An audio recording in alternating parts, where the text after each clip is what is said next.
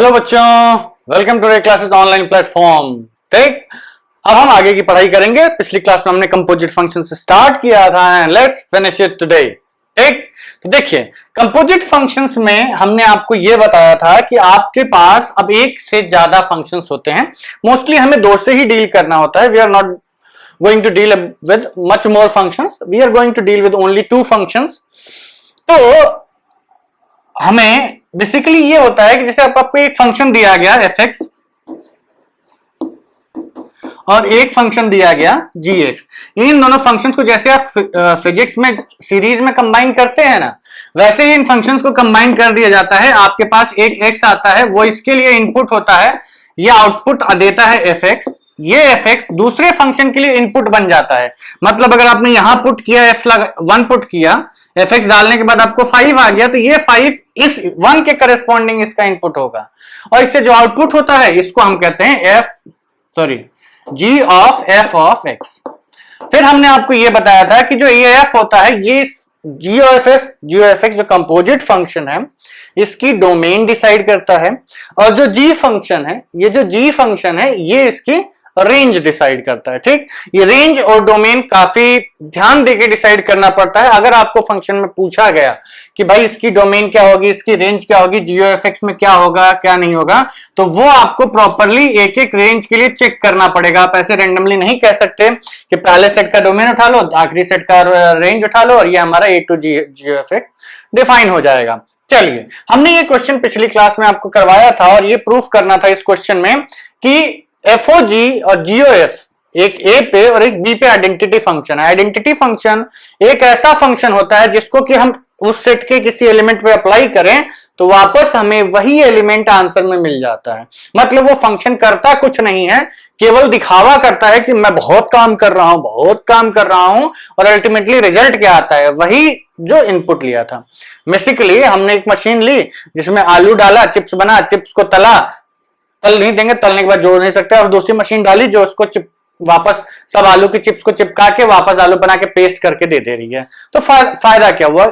इसको identity function बोलते हैं। जो इनपुट होता है वही आपको आउटपुट में मिल जाए। Clear?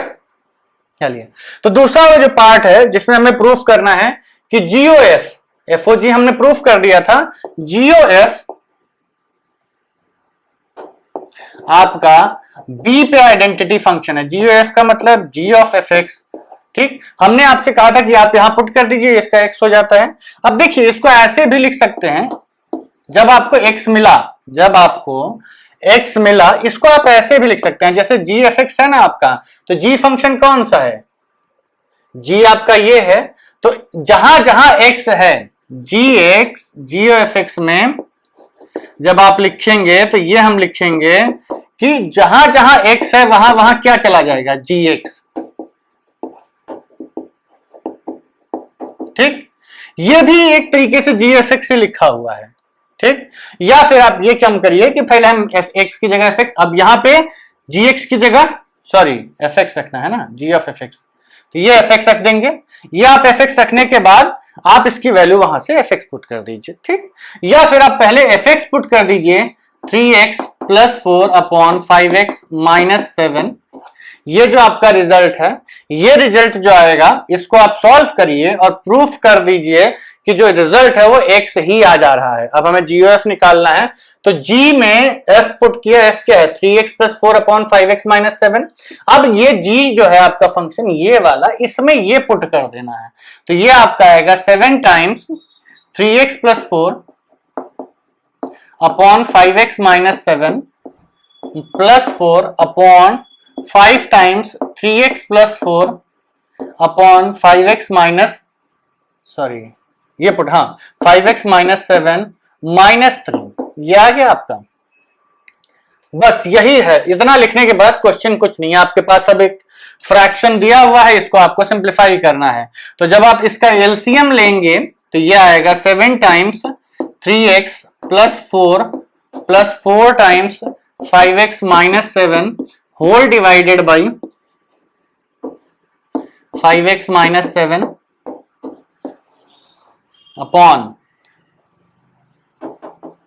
5 times 3x plus 4 minus 3 times 5x minus 7 divided by 5x minus 7। तो ये जो 5x माइनस 7 है ये कट गया, बचा क्या आपके पास, ये बचेगा 7 3 जा 21x प्लस 7 4 जा 28 प्लस 5 4 जा 20x माइनस 7 4 जा 28 डिवाइडेड बाई 5 3 जा 15x प्लस 5 4 जा 20 माइनस 15x प्लस 7 3 जा 21।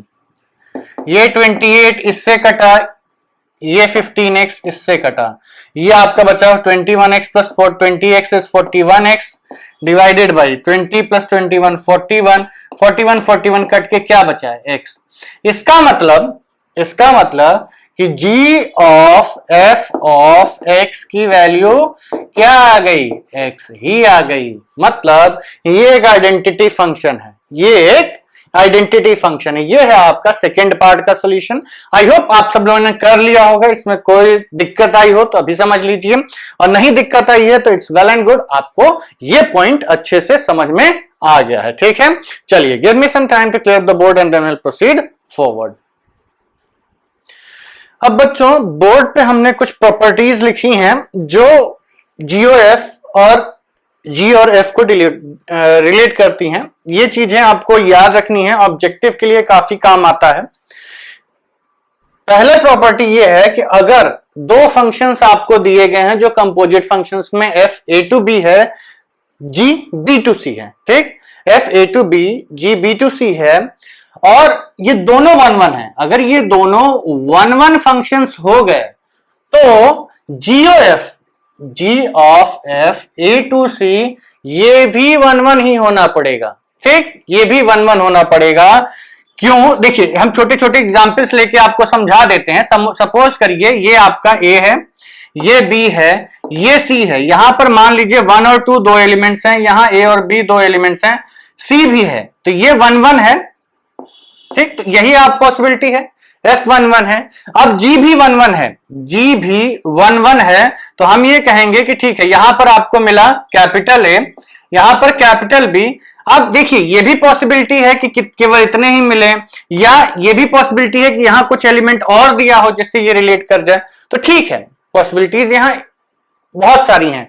लेकिन जब आप ये f के लिए है, ये g के लिए है, तो जब आप GOF डिफाइन करेंगे, मतलब एक फंक्शन a to c पर, तो यहां c की कोई भी इमेज मिल रही हो, यहां c की कोई भी इमेज मिल रही हो, डोमेन में तो इसके यही दो एलिमेंट्स है ना, डोमेन में तो इसके दो ही एलिमेंट्स हैं, तो इसकी दो ही इमेज मिलेगी। क्यों, क्योंकि f 1 1 है, उसी तरीके से g भी 1 1 है, तो इस a और a की एक ही इमेज मिलेगी। तो हम ये कहेंगे कि अगर f और g दोनों 1 1 है, तो जो FOG बनेगा, GOF जो बनेगा A to C, उसमें 1 A से रिलेट कर, कैपिटल A से रिलेट कर जाएगा, 2 कैपिटल B से रिलेट कर जाएगा। तो ये जो नंबर है ये इसके डोमेन से बाहर चला गया, तो अब ये रिजल्ट में आएगा ही नहीं।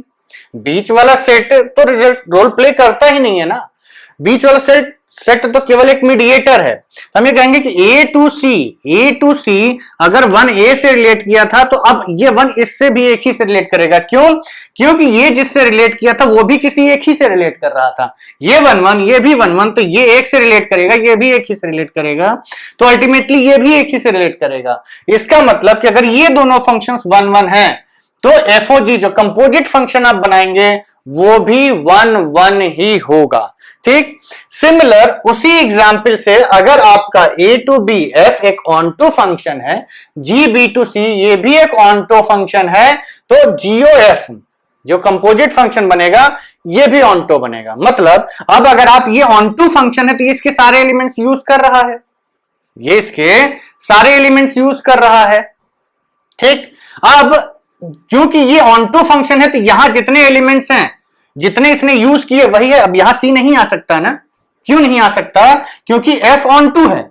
ऑनटू है मतलब इसकी सारी इमेजेस इसको यूज कर लेनी है, इसके सारे एलिमेंट्स इसको यूज कर लेने हैं, मतलब यहां जितने हैं उन सब की प्री इमेज एग्जिस्ट कर रही है।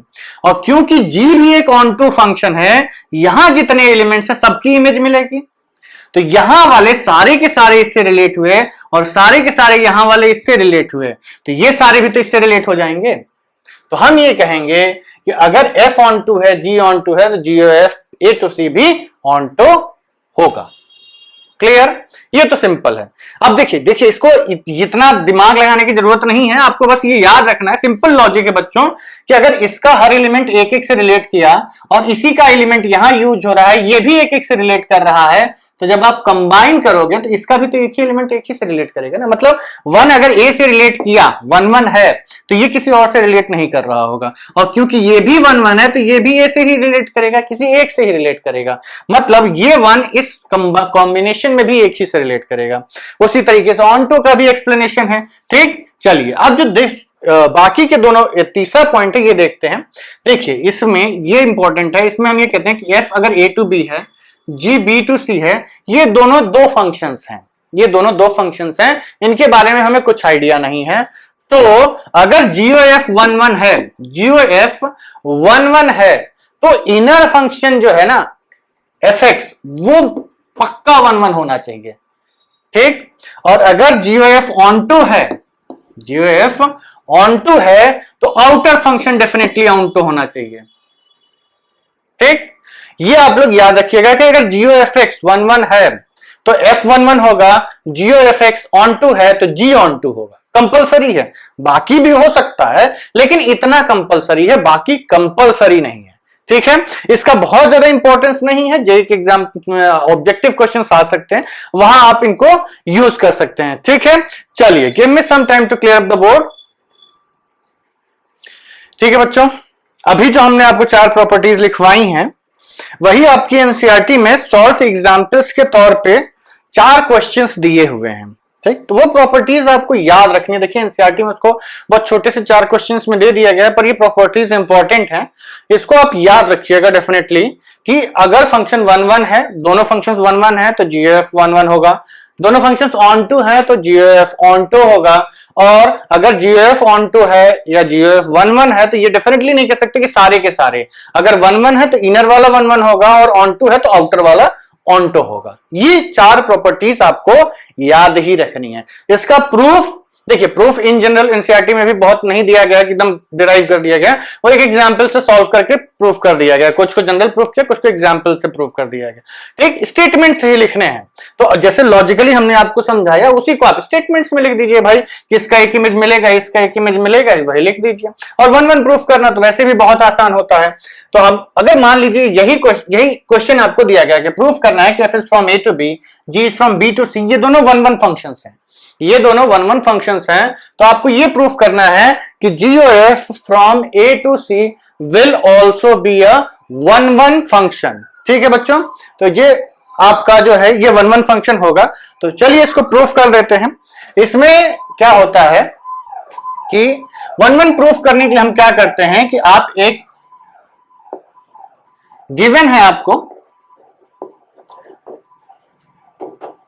गिवन है आपको कि since f is 1 1, this implies that f of x1 is equal to f of x2 means x1 is equal to x2। ऐसे दो अलग अलग एलिमेंट्स आपको नहीं मिलेंगे, क्योंकि ये दोनों 1 1 है, ये फंक्शन 1 1 है, तो अगर ये वैल्यू बराबर है तो x1 x2 को बराबर होना ही पड़ेगा। यही डेफिनेशन होती है 1 1 की, कि एक करेस्पॉन्डिंग x के लिए अगर ये दोनों सेम है तो एक ही y भी मिलेगा, ये 1 1 की डेफिनेशन होती है। And g is also 1 1, this implies that g of x1 is equal to g of x2 means x1 is equal to x2। ये 1 1 की डेफिनेशन ही होती है बच्चों, और कुछ नहीं लिखा है, हमने 1 1 की डेफिनेशन लिख दी है। अब हम GOFX कंसीडर करते हैं, GOF प्रूफ करना है ना, हाँ, GOF कंसीडर GOF, इसका मतलब G of fx, ये आपको प्रूफ करना है। अब क्योंकि हमें ये प्रूफ करना है कि 1 1 है, तो हम ये प्रूफ करेंगे, रिक्वायर्ड टू प्रूफ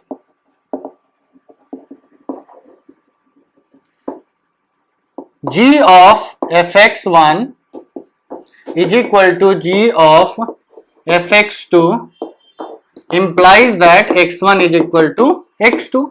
ये आपको प्रूफ कर देना। ये प्रूफ करने का मतलब हो जाएगा कि GOF आपका 1-1 फंक्शन हो गया।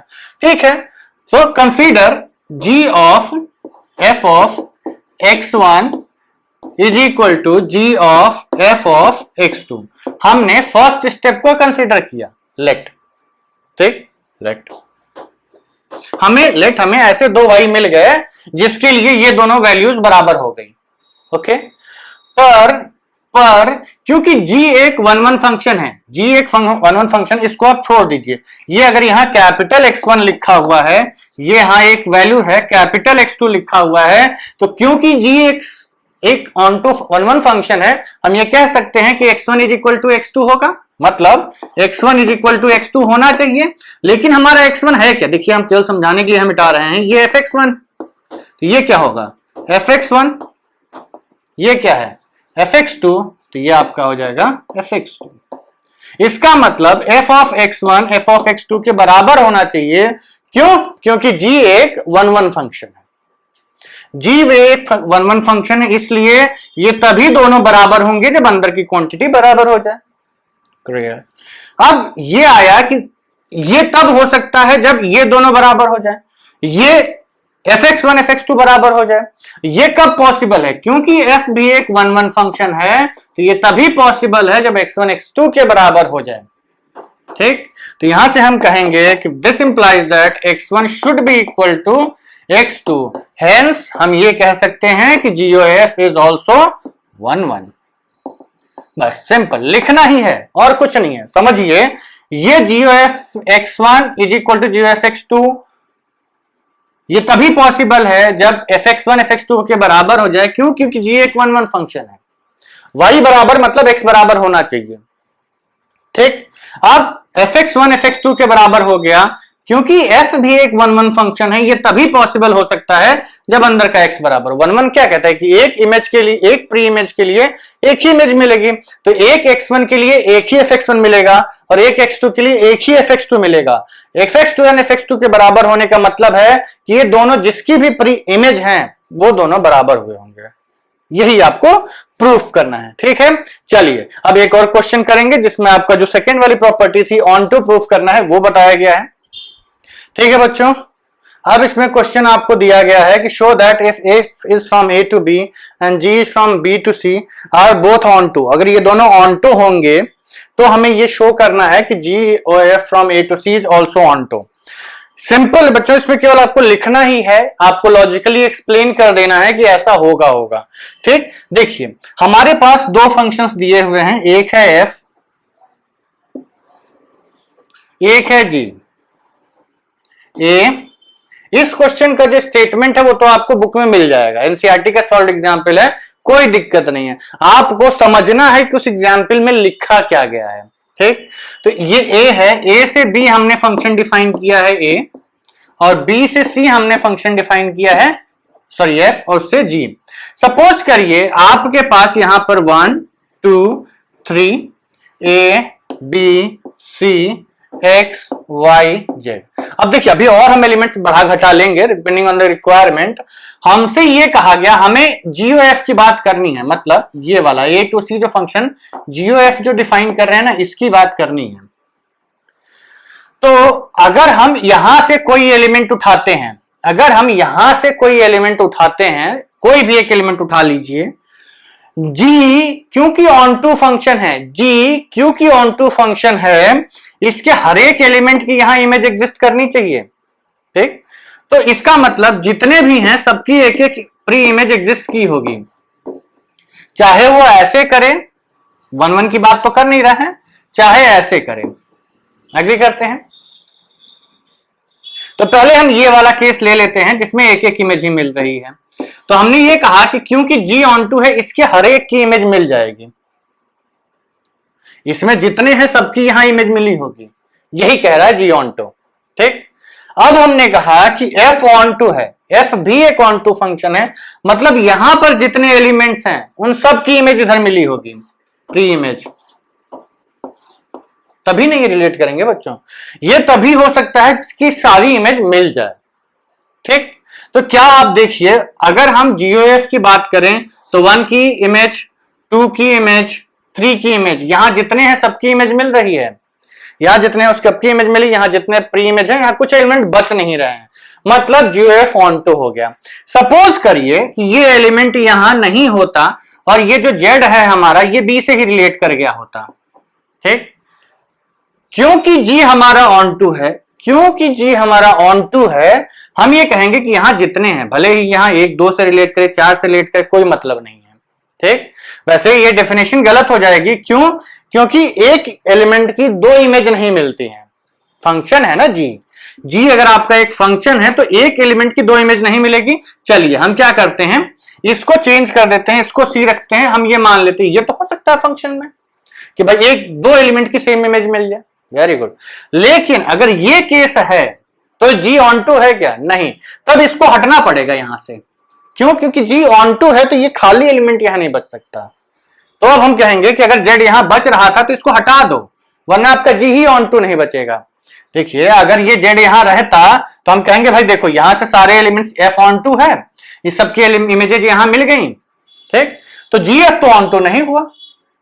अरे जीओएफ तो ऑन टू नहीं हुआ, लेकिन क्या जी ऑन टू बचा है हमारा? नहीं, जी ही ऑन टू नहीं है। तो हम ये कहेंगे कि जब जी ऑन टू नहीं है तो इसका मतलब ये नहीं होना चाहिए, यहां पे जी ऑन टू है तो ये एलिमेंट जो खाली बचा था ये यहां होना ही नहीं चाहिए। तो अब बताओ अब क्या जी ऑन टू हो गया? हाँ। तो इसी तरीके से आप जितनी भी पॉसिबिलिटीज बनाएंगे ये सारी की सारी पॉसिबिलिटीज तभी पॉसिबल होंगी कि अगर ये दोनों ऑन टू हैं तो जीओएफ ऑन टू ही बनेगा, ठीक। जीओएफ ऑन टू ही बनेगा, ठीक है। तो इसी का एक्सप्लेनेशन आप ऐसे लिख सकते हैं कि for any element in Z C, for any element in C there exist a preimage of element in C in B, इसकी प्री इमेज मिलेगी ही मिलेगी। मतलब ऑन टू है तो इसके हर एक एलिमेंट की यहां प्री इमेज मिल गई, एफ बी ऑन टू है तो इसके हर एक एलिमेंट प्री इमेज मिल गई।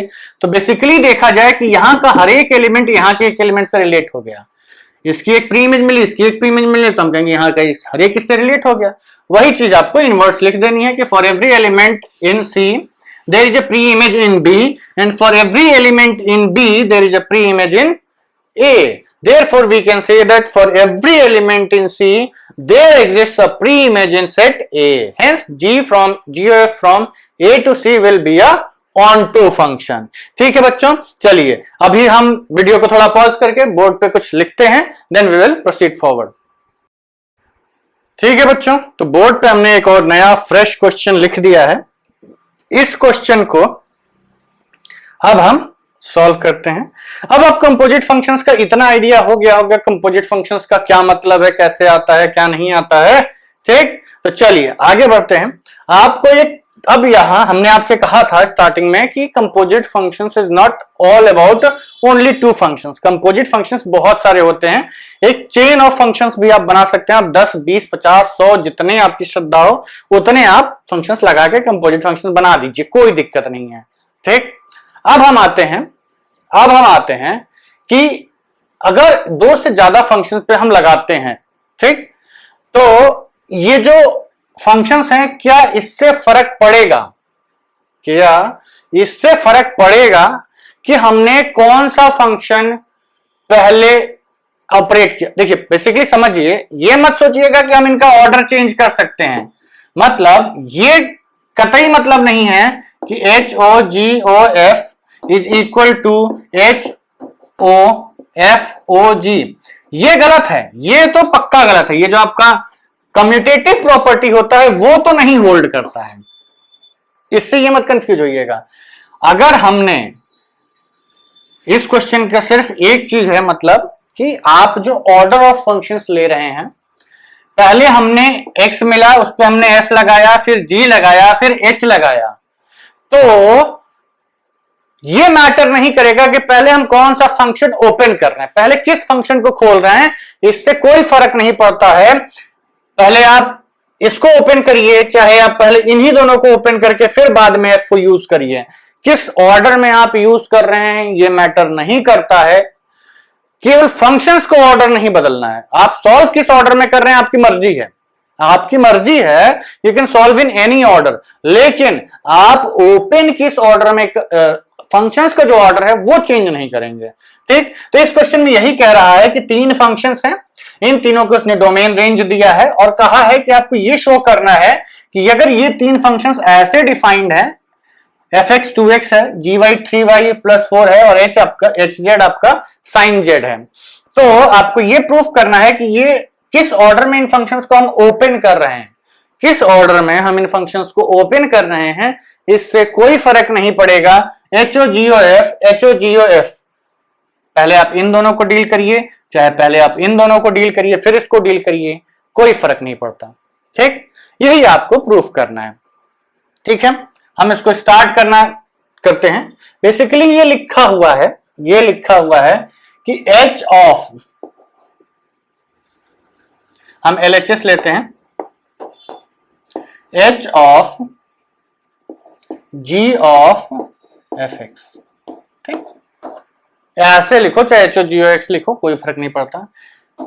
हमें पहले ओपन किसको करना है, इसको GOF को पहले डील करना है, तो हम क्या करेंगे, इस x की जगह हम ये वाला fx की पुट करेंगे, तो x की जगह आपने जब fx पुट किया तो क्या आया, h of g of 2x। क्यों, f हटा, उसने अपना काम किया और हट गया वो।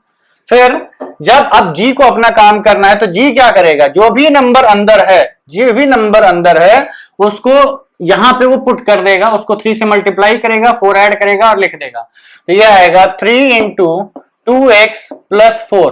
ठीक, ये तो g की वैल्यू आई और ये h ऑफ g भी हट गया, उसने अपना काम कर दिया। तो ये क्या बना बच्चों, ये बना आपका h of 6x plus 4। h क्या कर रहा है, h साइन ले रहा है जो भी अंदर है, तो ये आपका आ गया sign of 6x plus 4। Basically हमें ये मिला कि h of g of fx sine 6x plus 4 बना। अब जब आप दूसरा फंक्शन लीजिए h of g of f, ठीक, ये आपको लेना है। पहले हमें क्या लेना है, HOG, तो देखिए HOG ऑफ fx, यही मतलब है इसका, ये पूरा फंक्शन fx पे ऑपरेट कर देना है, ये पूरा फंक्शन fx पे ऑपरेट कर देना है, तो ये क्या बना, h of g of 2x, ये है आपका। ठीक, तो आप क्या करेंगे, अब इस फंक्शन को ऑपरेट करेंगे किस पे, 2x पे, तो यह आपका आएगा h of g of 2x।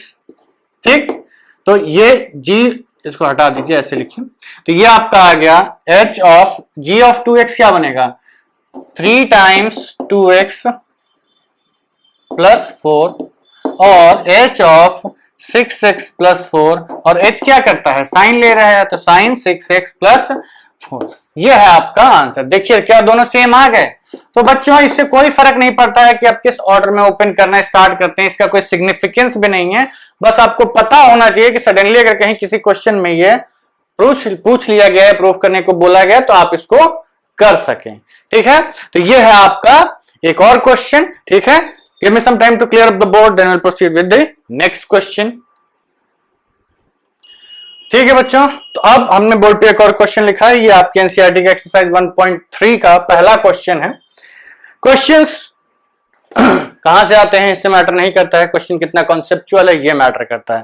ठीक, तो ये क्वेश्चन है आपका कि अगर एक फंक्शन है f फ्रॉम 1 3 4 to 1 2 5 एंड एक फंक्शन है g 1 2 5 to 1 3, और उन दोनों फंक्शंस को उसने ऑर्डर्ड पेयर में दे दिया है और कहा है कि आप f निकालिए।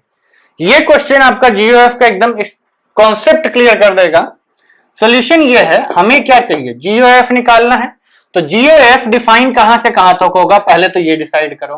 तो GOF में हमने आपसे क्या कहा था कि ये आएगा 1 3 4 से लेकर के किस पे जाएगा, 1 3 पे। इनर फंक्शन की डोमेन उठाओ, आउटर फंक्शन की रेंज उठाओ, A to B, B to C, A to B, B to C, B हटा के A to C। ठीक, अब हमें निकालना है GOF। तो GOF 1 के लिए GOF ऑफ 1, ठीक, ये क्या होगा, G of F of 1। F of 1 आपका क्या है, इसमें देखिए फंक्शन F वन के लिए 2 वैल्यू दे रहा है, f of 1 is equal to 2, मतलब g ऑफ 2। रीजन क्या है, since f of 1 is equal to 2, तो g ऑफ 2 की वैल्यू क्या है, अब इस g पे आ जाओ, g ऑफ 2 इज व्हाट, 3, ठीक, तो g of 1 is 3। Second g of 2, ठीक, g ऑफ 2 के लिए तो g of f of 2, sorry 135 है ना, तो g ऑफ 3 निकालिए आप, तो g of f of 3, f of 3 कितना है, 5 है, f ऑफ 3 कितना है, 5 है, मतलब g ऑफ क्या निकालना है, 5। Friends f of 3 is equal to 5, put करिए g ऑफ 5, यहां देखिए g ऑफ 5 क्या है, 1, ठीक। अब g ऑफ f ऑफ तीसरा एलिमेंट 4, तो ये आपका आ गया g of f of 4, f of 4 कितना है, 1, तो g of 1 since f of 4 is equal to 1, g of 1 कितना है, देखिए g ऑफ 1 इज 3, तो यहां से आपने अब इसके जितने भी डोमेन के एलिमेंट्स थे वो सब हमने चेक कर लिए, हमें रेंज मिल गया, तो हम कहेंगे देयरफॉर GOF आपका जो फंक्शन है वो बनेगा, जैसे क्वेश्चन में फंक्शन दिए हैं वैसे ही आंसर भी रिपोर्ट करना पड़ेगा। 1 के करस्पॉन्डिंग क्या मिला, 3 के करस्पॉन्डिंग क्या मिला, 1, और 4 के करस्पॉन्डिंग क्या मिला, 3। ये है आपका GOF, ठीक, क्लियर। चलिए अब आगे बढ़ते हैं, हम नेक्स्ट क्वेश्चन लिखते हैं, ठीक है बच्चों। तो हमने एनसीईआरटी का थर्ड क्वेश्चन एक्सरसाइज 1.3 का बोर्ड पे लिखा हुआ है, ये भी एक अच्छा क्वेश्चन है, केवल प्रैक्टिस करने के लिए, प्रैक्टिस जितना करोगे उतना अच्छा रहेगा बच्चों, पूरी एक्सरसाइज लगा लेना। हाँ, इनवर्स वाले मत लगाना, अभी पढ़ाया नहीं हमने, तो इनवर्स वाले पढ़ा के हम इनवर्स पढ़ाएंगे, फिर उसके बाद हम आपको पीरियोडिक फंक्शंस वगैरह पढ़ा के इस चैप्टर को अब खत्म किया जाएगा, बहुत लेंदी हो गया है, ऑलरेडी 36-37 वीडियोस बन चुके हैं, तो will finish off this chapter. इसमें हमने जेई लेवल तक का आपको पढ़ा दिया है, ठीक, एनसीईआरटी तो ऑब्वियसली इंक्लूडेड है। इसके बाद हम लोग इनवर्स ट्रिग्नोमेट्रिक फंक्शन से स्टार्ट करेंगे। देखिए क्वेश्चन ये है, इसके पहले जो सेकंड वाला क्वेश्चन है ना वो क्वाइट इजी है, उसमें कुछ खास नहीं है, केवल प्रूफ करना है कि f plus g of h क्या होगा, तो उसको आप मल्टीप्लाई कर दो, केवल आपको स्टेप्स में लिखना है, जैसे आप a प्लस बी इंटू सी करते हो तो ac प्लस बी सी कर देते हो, वही चीज आपको वहां लिख देनी है, ठीक, इसलिए हमने उसको नहीं करवाया, केवल स्टेप्स लिखने हैं, आप उसको लिख लीजिएगा, दोनों में यही चीज होती है। अब इसमें हम आते हैं कि अगर आपको दो फंक्शंस दिए हुए हैं, आपको एफओजी और जीओएफ निकालना है, तो एफओजी अगर आप निकालना चाहते हैं तो अगर आपका, इसका मतलब क्या है, f of g of x, f of g of x मतलब जब आपको एक्स मिलेगा तो जी उसको क्या करेगा, जी उसको करेगा मॉड ऑफ 5x माइनस 2, यही इसका काम है, ये इसका अपनी आदत से बाज नहीं आता है, जैसे इसको x मिलेगा ये मॉड ऑफ 5x माइनस 2 कर देगा। अब f को मौका मिला, वो अपनी आदत से बाज नहीं आएगा, वो क्या करेगा, ये पूरे का मॉड ले लेगा। अब दो मॉड लगाने का क्या मतलब, कहेगा मैं तुमको, ये वाला मॉड क्या कह रहा है, मैं तुमको पॉजिटिव कर दूंगा, ठीक है। दूसरा वाला मॉड आया, मैं तुमको पॉजिटिव, गुस्सा हो जाएगा 5x माइनस, तो भैया कितनी बार तुम लोग पॉजिटिव करोगे, यही काम ही है क्या मेरा, पॉजिटिव होता रहूं पॉजिटिव होता रहूं, ठीक। तो हम कहेंगे ठीक है, इससे पहले कि 5x माइनस 2 गुस्सा हो, हम एक मॉड को हटा देते हैं। यह है आपका result f of g of x। अब हम आते हैं GOF पे, तो GOF का मतलब है g of f of x। तो अब g अपना काम बाद में करेगा, पहले f करेगा। f क्या करेगा, जैसे ही x मिला उसका मॉड ले लिया उसने, और मॉड लेके भाग गया। अब g का काम बचा है, g क्या करेगा, जो भी इसको क्वांटिटी मिलेगी उसको 5 से मल्टीप्लाई करेगा, तो 5 मॉड x, उसमें से 2 सब्सट्रैक्ट करेगा और मॉड लगा देगा, ठीक। तो ये आपका हो गया एफओजी, जीओएफ, ये आपका हो गया एफओजी। ये चीजें ध्यान रखिएगा, चलो ठीक है। चलिए एफ ऑफ एक्स, इसमें हमें अगर एफओजी निकालना है तो एफओजी का मतलब हुआ F of g of x which is equal to F of, अब जी क्या करेगा, जैसे इसको एक्स मिला इसका ये क्यूब रूट कर देगा, ठीक। अब इस एफ के लिए तो इनपुट जी एक्स था तो जो भी जी करके गया इसको ये आगे बढ़ाएगा, तो ये इसका काम है, ये इसको 8 से मल्टीप्लाई क्यूब करेगा, फिर 8 से मल्टीप्लाई कर देगा। तो हम इसको क्या करेंगे, 8 to the power 1/3 whole cube into 8 कर देंगे, cube root of x into का होल क्यूब, तो ये 8x आ गया। ठीक, GOF की बात करते हैं। जब GOF आपका आता है तो G of f of x, तो G of f of x की बात करेंगे तो G पहले क्या करेगा, वेट करेगा जब तक f अपना काम ना कर ले। तो f का काम क्या है, x मिला उसको क्यूब किया, फिर 8 से मल्टीप्लाई कर दिया। अब G का काम क्या है, जो भी है उसका क्यूब रूट ले लेगा, तो ये आएगा 8x to the power 1, 8x cube to the power 1/3। तो 1/3 ये क्या लिखा है, 2x whole cube to the power 1/3 which is equal to 2x। तो ये आपका हो गया GOF, वो आपका हो गया FOG। ऐसे ही आप FOG और GOF निकालते हैं सीक्वेंसली, स्टेप बाय स्टेप चलते रहिए, क्वेश्चंस गलत नहीं होंगे। ठीक, बाकी के इस एक्सरसाइज के क्वेश्चंस इनवर्स और पे बेस्ड हैं, तो पहले हम लोग इनवर्स पढ़ेंगे, उसके बाद उसमें से कुछ क्वेश्चंस कर लिया जाएगा। ठीक है, चलिए हाँ, इस वीडियो को हम यही खत्म करते हैं। See you in the next video, till then bye bye.